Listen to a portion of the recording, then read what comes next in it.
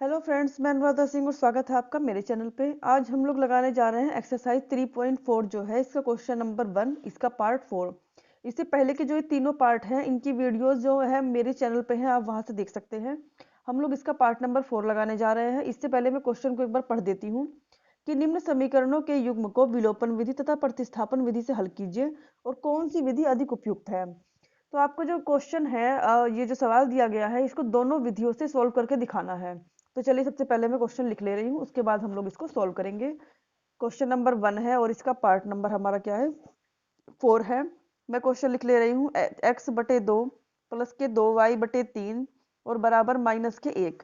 यहाँ पर है x माइनस के y/3 और बराबर 3। ठीक है, ये हमारा क्वेश्चन हो गया पूरा। ये यहाँ पे -1 है, मैं इसको थोड़ा सही कर देती हूँ। उसके बाद अब हमें क्या करना है, यहाँ समीकरण नंबर 1 और समीकरण नंबर 2 नहीं माननी है अभी, क्योंकि हमें हल्का सा जो क्वेश्चन है उसको सिंप्लीफाई करना पड़ेगा। ये चीज हम पहले भी कई क्वेश्चंस में कर चुके हैं जब पिछली एक्सरसाइज में आए थे।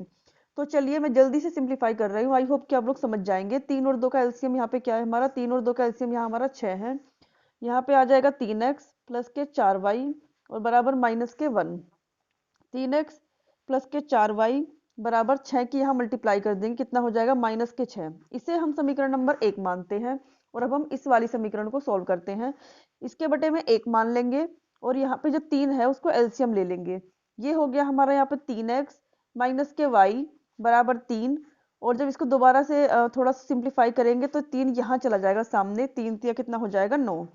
ये हमारी जो है वो दो समीकरणें बन चुकी हैं, समीकरण नंबर 1 और समीकरण नंबर 2 हमने इन्हें मान लिया है। अब हम क्या करेंगे, अपनी विलोपन विधि और प्रतिस्थापन विधि से इनको सॉल्व करेंगे। तो सबसे पहले हम करने जा रहे हैं विलोपन विधि। मैं यहाँ पे लिख दे रही हूँ कि हम लोग सबसे पहले कौन सी विधि लगा रहे हैं, विलोपन विधि। विलोपन विधि में मैंने आपको पहले बताया था कि x या y में से किसी एक को कैंसिल करते हैं। यहाँ पे क्या दिखाई दे रहा है, यहाँ में सीधे सीधे दिख रहा है कि 3x यहाँ भी है, 3x यहाँ भी है, जो दोनों है कैंसिल हो जाएंगे। तो हम लोग क्या करते हैं, समीकरण 1 और 2 दोनों को लिख लेते हैं। 3x प्लस के 4y और बराबर माइनस के 6, 3x माइनस के y और बराबर 9। हम यहाँ पर क्या करेंगे, जोड़ने पर अगर कर दिया तो सवाल सोल्व नहीं होगा, क्योंकि जोड़ने पर ये दोनों जोड़ के 3 और 3 6 हो जाएंगे, जबकि हमें तो इन्हें काटना है। तो हम यहाँ पे क्या लिखते हैं, घटाने पर। घटाने पर घटाने पर क्या होगा, इसका जो निशान है माइनस हो जाएगा, ये प्लस और ये माइनस। अब क्या करेंगे, चलिए इसको घटा लेते हैं। ये तो कट गया, 4y और 1y हमारा कितना हो गया, 5y। और हम यहाँ पे क्या करेंगे, 9 और 6 को जोड़ लेते हैं, कितना हो जाएगा -15। y बराबर हमारा हो गया -15/3, सॉरी 5। ठीक है, 5 हो गया और 5 दिए 15, -3 आ गया इसको कैंसिल करने के बाद, मतलब कि y बराबर हो गया हमारा -3। ये हमारी y की वैल्यू आ गई। अब हमें x की वैल्यू निकालनी है, तो हम y का मान इन दोनों में से किसी भी एक समीकरण में रख लेंगे। मैं यहाँ पे लिख रही हूँ समीकरण 2 में, क्योंकि यहाँ थोड़ा सिंप्लीफाई है, मतलब यहाँ गुणांक जो है वो कम है, इसीलिए मैं लिख रही हूँ समीकरण 2 में y का मान रखने पर। तो यहाँ पे लिख दे रही हूँ समीकरण 2 में y का मान रखने पर। ठीक है, समीकरण 2 हमारी क्या है, मैं इसको लिख दे रही हूँ पहले एक बार। 3x माइनस के y बराबर 9, ये हमारी समीकरण नंबर 2 है। मैं इसमें y के बदले -3 रख रही हूँ। 3x ऐसे ही माइनस y के बदले -3 और बराबर 9। अब क्या हो जाएगा, 3x माइनस माइनस हमारा क्या हो गया, प्लस के 9, ओ सॉरी प्लस के 3, प्लस के 3 हो गया और बराबर 9। अब 3x इक्वल टू हो गया हमारा 9 माइनस के 3 equal to 6। 3x equal to जब 6 आ गया तो x बराबर कितना हो जाएगा, x बराबर हो जाएगा हमारा 6/2, मतलब कि 2 से हम इसे काट लेंगे, 2 तिया 6, x बराबर आ गया हमारा 3। तो हमारा इससे y और x दोनों का मान फिलहाल आ चुका है। यहाँ पे 3 आएगा और इसको काटने के बाद यहाँ 2 आएगा, तो x का मान हमारा क्या आएगा, 2 आएगा। तो x का मान हमारा 2 आ गया और y का मान हमारा -3 आ गया। तो ये जो क्वेश्चन है ये सोल्व हुआ है फिलहाल हमारा विलोपन विधि से। इसके बाद अब हमें क्वेश्चन को अपने सोल्व करना है प्रतिस्थापन विधि से। तो चलिए उसको हम सोल्व करते हैं। तो प्रतिस्थापन विधि के लिए मैंने यहाँ पे प्रतिस्थापन विधि लिखकर और इसकी जो दोनों समीकरण है हमने सिंप्लीफाई करके हमारी आई थी उसको हमने लिख लिया है। ठीक है, दोनों समीकरणों को लिखने के बाद प्रतिस्थापन विधि से आप लोग जानते ही हैं कि किसी एक समीकरण से x या y का मान निकालकर हम लोग दूसरी समीकरण में रखते हैं। तो मैं यहाँ पर क्या कर रही हूँ, समीकरण नंबर 2 से ही y की वैल्यू निकाल ले रही हूँ, थोड़ा सा इसको यही सिंप्लीफाई कर ले रही हूँ। तो 3x हमारा क्या हो गया, 3x हो गया 9 प्लस के y, क्योंकि जब ये y यहाँ जाएगा तो क्या हो जाएगा, प्लस हो जाएगा, और x बराबर हो गया 9 प्लस के y अपॉन 3। ये जो है हमारी x की वैल्यू फिलहाल आई है, इसको हम समीकरण नंबर 3 मान लेते हैं, क्योंकि इसकी हमें बाद में जो है जरूरत पड़ेगी। अब ये x का मान जो है वो हमने निकाला है समीकरण नंबर 2 से। अगर समीकरण नंबर 2 से निकाला है तो रखेंगे कहाँ पे इसको, समीकरण 1 में। तो मैं यहाँ पे लिख दे रही हूँ कि x का मान समीकरण 1 में रखने पर, x का मान समीकरण 1 में रखने पर, ठीक है, x का मान समीकरण 1 में रखने पर, समीकरण 1 हमारी क्या है, समीकरण 1 हमारी ये है 3x प्लस 4y बराबर माइनस के 6। तो 3x का मान कितना है, 9 प्लस के y बटे 3 और प्लस 4y बराबर माइनस के 6। 3 से हमारा यहाँ 3 कट गया, क्या बचा यहाँ पर, 9 प्लस के y प्लस 4y बराबर माइनस के 6। अब हम लोग क्या करते हैं, y और 4y कितना हो गया, 5y माइनस के 6, ये जो 9 इधर गया राइट साइड पे तो क्या हो गया, माइनस के 9। अब 5y बराबर हमारा कितना हो गया, माइनस के 15 हो गया, y बराबर हो गया माइनस के 15 बटे 5, 5 से काट लेते हैं, तो y बराबर हमारा कितना आ गया, माइनस के 3। ये जो है हमारा y का मान आ गया। अब हम क्या करेंगे, y का ये मान समीकरण नंबर 3 में रखकर x का मान निकाल लेंगे। तो मैं यहाँ पे लिख दे रही हूँ कि y का मान समीकरण 3 में रखने पर, y का मान समीकरण 3 में, y का मान समीकरण 3 में रखने पर, ठीक है, y का मान हम समीकरण 3 में रख के हम x की वैल्यू निकाल लेंगे। तो x बराबर क्या है, यहाँ पे 9 प्लस के y है, 9 प्लस के y बटे 3, तो 9 प्लस y हमारा कितना है, माइनस के 3, और बटे में कितना है, यहाँ पे 3 है। देखिए यहाँ पे समीकरण में हमारा 3 है, तो यहाँ भी हम 3 रख ले रहे हैं। ये हमारा हो गया 9 माइनस के 3 बटे 3, और 9 में से 3 गया, कितना बचा, 6 बटे 3। x बराबर हमारा क्या हो गया, 3 दूनी 6, x बराबर हो गया हमारा 2। तो हमने इससे पहले जब सवालों को विलोपन विधि से लगाया था तब भी हमारा x बराबर 2 और y बराबर -3 आया था। प्रतिस्थापन विधि से लगाया है तब भी हमारा y बराबर -3 और x बराबर 2 आया है। तो ये जो हमारा क्वेश्चन नंबर फर्स्ट था वो पूरा का पूरा कंप्लीट हो चुका है। इसमें 4 पार्ट थे और चारों ही लग चुके हैं, ठीक है। इसके बाद अब हम लोग लगाने जा रहे हैं क्वेश्चन नंबर 2, और इसको हम लोग पढ़ लेते हैं। इसमें क्या लिखा है, निम्न समस्याओं में रैखिक समीकरणों के युग्म बनाइए और उनके हल यदि उनका अस्तित्व हो विलोपन विधि से ज्ञात कीजिए, ठीक है। इसका पहला क्वेश्चन क्या है, नंबर 1, यदि हम अंश में 1 जोड़ दें, हर में से 1 घटा दें तो भिन्न 1 में बदल जाती है। यदि हर में 1 जोड़ दें तो वह 1/2 हो जाती है, वह भिन्न क्या है। भिन्न तो आप लोग समझते ही होंगे कि ऐसी संख्या जिसमें अंश और हर दोनों होते हैं वो भिन्न होती है, ठीक है। अंश जो ऊपर वाला नंबर होता है, जैसे ऊपर वाला नंबर है इसको अंश कहते हैं और नीचे वाले नंबर को हर कहते हैं। तो इन्होंने कहा है कि कोई भिन्न है उसके अंश में हम 1 जोड़ देते हैं और हर में से 1 घटा देते हैं, तो वो जो भिन्न है वो 1 बन जाती है। और अगर केवल हर में 1 जोड़ दें तो वो भिन्न 1/2 हो जाती है, तो वो भिन्न क्या है। तो चलिए इस क्वेश्चन को हम लोग लिखते हैं।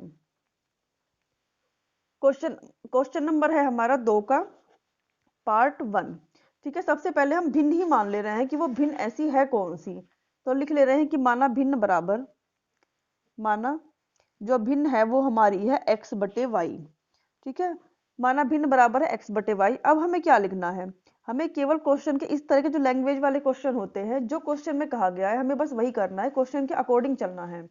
इसमें कहा गया है कि यदि हम अंश में 1 जोड़ दें, तो कहा गया कि यदि हम अंश में 1 जोड़ दें तथा हर में से 1 घटा दें तो 1 बन जाता है, मतलब वो भिन्न जो है वो 1 बन जाती है। तो सेम वही काम कर रहे हैं, अंश में 1 जोड़ देंगे, हर में से 1 घटा देंगे। तो ये तो हमारी भिन्न है। अब हम क्या करेंगे, इसके अंश में 1 जोड़ दे रहे हैं और हर में से 1 घटा दे रहे हैं, तो भिन्न हमारी 1 हो जाती है, ठीक है। ये तो हमारी पहली कंडीशन थी, उसके अकॉर्डिंग हमने क्वेश्चन से किया है। अब हम इसे थोड़ा सिंप्लीफाई करके अपनी समीकरण बना लेते हैं जिसका हम बाद में यूज करेंगे। तो x + 1 यही रहेगा, या फिर आप समझिए इस तरह से हम मल्टीप्लाई कर देते हैं। यहाँ आ जाएगा x + 1 = y - के 1। अब इसे इधर ले जाएंगे y को, क्योंकि x और y तो हमारे लेफ्ट साइड में होते हैं ना, -के 1 -के 1। कुल मिला के समीकरण हमारी ये बन गई x माइनस वाई बराबर -2। ये हमारी समीकरण नंबर 1 है।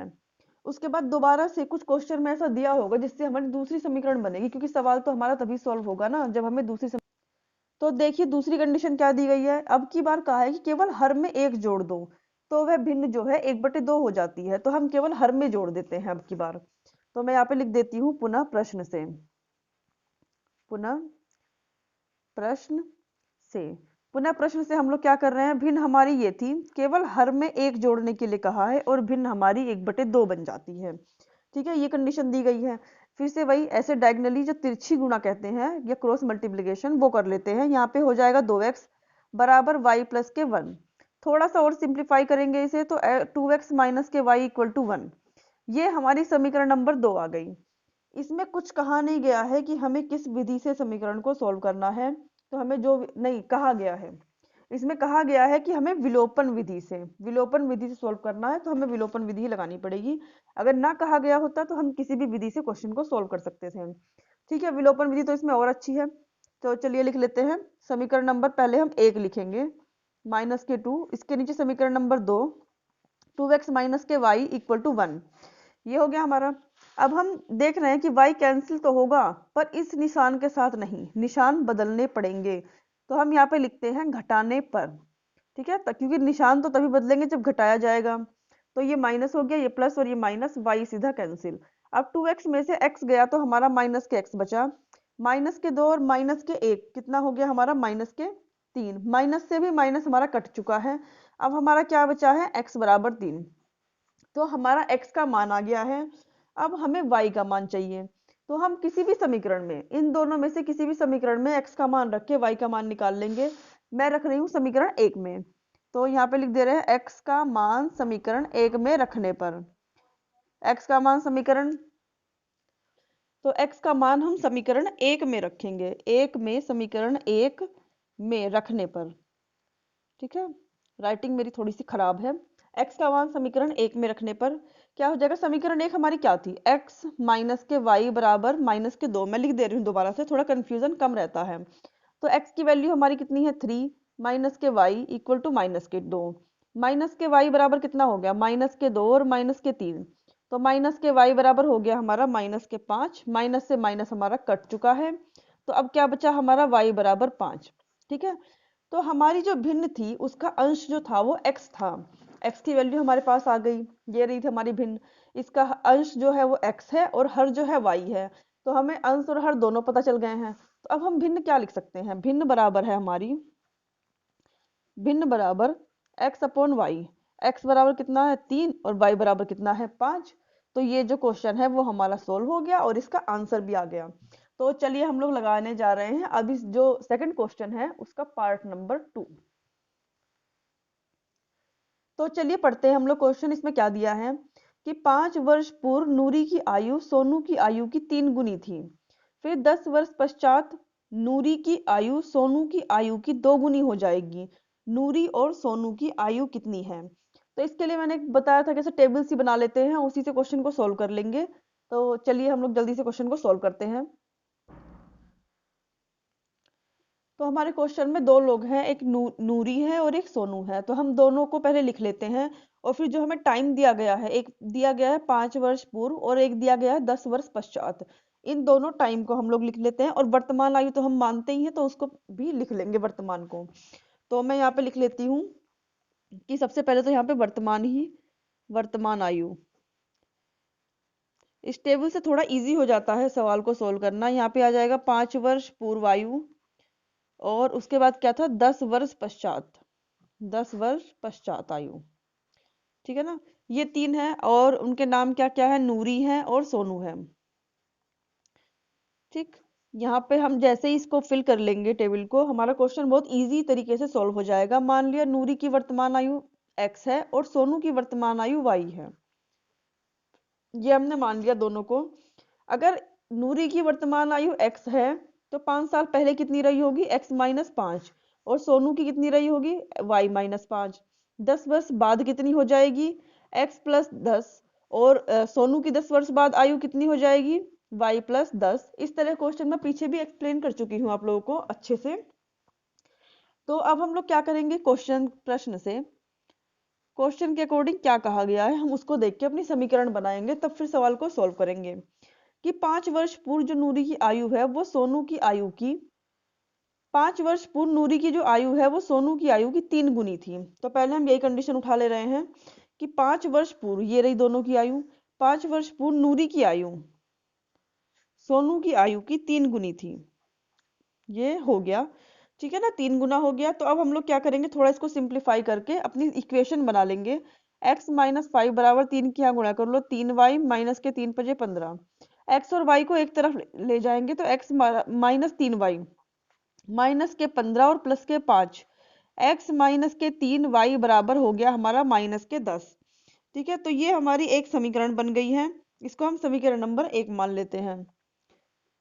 उसके बाद दूसरी क्या कंडीशन दी गई है हम उसको पढ़ते हैं। यहाँ पर दूसरी कंडीशन हमें दी गई है कि 10 वर्ष पश्चात नूरी की आयु सोनू की आयु की 2 गुनी हो जाएगी। 10 वर्ष पश्चात में 2 गुनी हो जाएगी। ठीक है, तो यहाँ पे मैं लिख दे रही हूँ कि पुनः प्रश्न से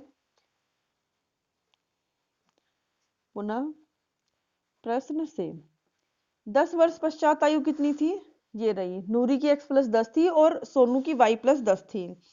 तो लिख दे रही हूँ x प्लस 10 बराबर y प्लस 10, ये हो जाएगी हमारी 2 गुनी। ठीक है, अब इसको भी थोड़ा सा सोल्व कर लेते हैं। ये हो गया x प्लस 10 बराबर 2y प्लस के 20 हो गया इतना। अब x y को एक तरफ ले लेंगे, x और y को, बाकी सबको एक तरफ। ये हो गया 20 माइनस के 10 और x माइनस के 2y बराबर 10। ये बन गई हमारी समीकरण नंबर 2। अब पहले क्वेश्चन में मेंशन कर दिया गया है कि सारे सवालों को हमें विलोपन विधि से सोल्व करना है, तो हमें इस सवाल को भी विलोपन विधि से सोल्व करना है। इसके लिए हम क्या करेंगे, देखेंगे पहले गुणांक किसी के बराबर हैं। तो हमें यहाँ पे दिखाई दे रहा है कि जो x है यहाँ और ये यहाँ x है, दोनों के गुणांक बराबर हैं। ठीक है, तो हमें ये x वाला ही सोल्व करना ज्यादा इजी रहेगा। तो मैं इस समीकरण 2 के नीचे ही समीकरण नंबर 1 लिख ले रही हूँ। ये हमारी है x माइनस के 3y बराबर माइनस के 10। ठीक है, तो क्या करेंगे घटाने पर, क्योंकि दोनों के निशान एकदम सेम है तो ये दोनों जुड़ जाएंगे अगर हम घटाएंगे नहीं तो। घटाने पर ये माइनस, ये प्लस और ये भी प्लस, ये दोनों कैंसिल हो गए। 3y में से 2y गया तो हमारा क्या बचेगा y, 10 और 10 को जोड़ेंगे तो 20। तो y का मान तो हमारा 20 आ गया। अब हम y का मान समीकरण 1 में रख लेते हैं, आप किसी भी समीकरण में रख सकते हैं। मैं यहाँ पे लिख रही हूँ y का मान समीकरण 1 में रखने पर, समीकरण 1 में रखने पर समीकरण 1 हमारी क्या थी, समीकरण 1 हमारी थी x माइनस के 3y बराबर माइनस के 10। x माइनस के 3y मतलब 3 गुणा 20 बराबर माइनस के 10 और x माइनस के 3 दूनी 6, ये 60 हो गया बराबर माइनस के 10। x बराबर हो गया माइनस के 10 प्लस के 60, तो x बराबर हमारा कितना आ गया है 50। ठीक है, तो दोनों की आयु जो हमारी आ गई है। x हमने किसे माना था, x हमने नूरी की आयु मानी थी, तो नूरी की आयु बराबर है x बराबर 50 वर्ष, और सोनू की आयु को हमने y माना था, तो वो हमारी कितनी आ गई 20 वर्ष। तो ये जो दूसरा क्वेश्चन है उसका सेकंड पार्ट भी हमारा सॉल्व हो गया है। अब हम लगाने जा रहे हैं इसका थर्ड पार्ट। अब हम लोग पढ़ने जा रहे हैं क्वेश्चन जो हमारा 2 है उसका पार्ट नंबर 3। इसमें क्या दिया गया है कि 2 अंकों की संख्या के अंकों का योग 9 है। इस संख्या का 9 गुना संख्या के अंकों को पलटने से बनी संख्या का 2 गुना है, वह संख्या ज्ञात कीजिए। 2 अंकों की एक संख्या है, उसके अंकों का योग जो है वो 9 है। मान लो कोई संख्या से 45 है, तो इन दोनों को जोड़ने पर 9 आ रहा है, 4 को और 5 को। ठीक है ना, वो संख्या 45 भी हो सकती है, 54 भी हो सकती है, अभी हमें नहीं पता है क्या है। तो हम क्वेश्चन के अकॉर्डिंग जो दिया गया है कोई संख्या मान लेते हैं, फिर आगे सवाल को सॉल्व करेंगे। तो हम मान ले रहे हैं यहाँ पर माना 2 अंकों की संख्या बराबर xy, माना 2 अंकों की संख्या बराबर 2 अंकों की संख्या बराबर xy। ठीक है, मान लिया हमने हमारी जो 2 अंकों की संख्या है वो xy है। इससे पहले भी इस टाइप का क्वेश्चन मैं एक लगवा चुकी हूँ और उसमें इसके प्रसार रूप के बारे में बता चुकी हूँ। तो यहाँ पर हम लिखेंगे इसका प्रसार रूप। प्रसार रूप कैसे लिखते हैं कि संख्या में इकाई, ये इकाई है हमारी और जो दहाई है वो 10 की है, इकाई और 10 की दहाई। ठीक है ना, तो इसलिए इसमें 10 से मल्टीप्लाई कर देते हैं। ये हो गया हमारा इतना क्वेश्चन। अब कहा है उसने कि अंकों को पलटने से बनी संख्या, तो मैं लिख दे रही हूँ यहाँ पर अंकों को पलटने से बनी संख्या, अंकों को पलटने से बनी संख्या, क्योंकि उसके बाद ही हम सारी कंडीशन अप्लाई करेंगे इस पे। पलटने से बनी संख्या, अंकों को पलटने से क्या संख्या बन जाएगी, मतलब कि इकाई के अंक को दहाई का अंक कर दो और दहाई के अंक को इकाई का अंक कर दो, तो ये बन जाएगी हमारी 10y प्लस के x। ठीक है, ये संख्या हमारी बन गई अंकों को पलटने से। अब प्रश्न में क्या कहा गया है, अब क्वेश्चन में फिर से एक बार पढ़वा दे रही हूँ कि यहाँ पे क्या लिखा है कि दो अंकों की संख्या के अंकों का योग 9 है। मतलब कि अगर हमारी संख्या एक्स वाई है तो x प्लस वाई बराबर 9 है, तो हम लोग उसको लिख दे रहे हैं कि x प्लस के y बराबर 9 है। ठीक, ये तो हमारी पहली कंडीशन से पहली इक्वेशन बन गई। उसके बाद फिर कोई कंडीशन दी गई है, क्योंकि दो कंडीशन दी जाएंगी जिससे हमेशा दो इक्वेशंस बनेंगी हमारी। यहाँ पे दिया गया है कि इस संख्या का 9 गुना, मतलब जो हमारी संख्या थी उसका 9 गुना, और जो पलटने से बनी संख्या है उसका 2 गुना। ठीक है ना, इस संख्या का 9 गुना संख्या के अंकों को पलटने से बनी संख्या का 2 गुना है, तो हमें संख्या बतानी है। तो हम लिख देते हैं पुनः प्रश्न से। ठीक है, 9 गुना इसका जो हमारी संख्या थी, और अंकों को पलटने से बनी संख्या जो थी उसका 2 गुना 10y प्लस एक्स, ये अंकों को पलटने से बनी संख्या थी।